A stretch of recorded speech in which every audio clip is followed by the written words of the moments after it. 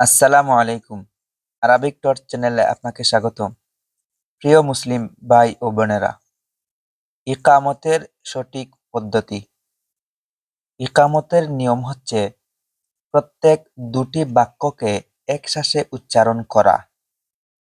তবে উভয় বাক্যের শেষাক্ষর ওয়াকফ এর ন্যায় সাকিন পড়া।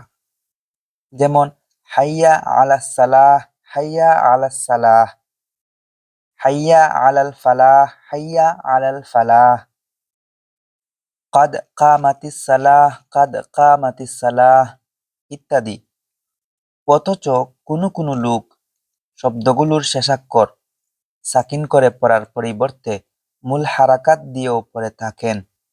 যেমন হাইয়া আলাস সালাতি, হাইয়া আলাস সালাহ, কাদ কামাতিস সালাতু, কাদ কামাতিস সালাহ ইত্যাদি। এভাবে শেষাক্ষর হারাকাত উচ্চারণ করে পড়া ইকামতের মাসনুন তরিকার খেলাফ।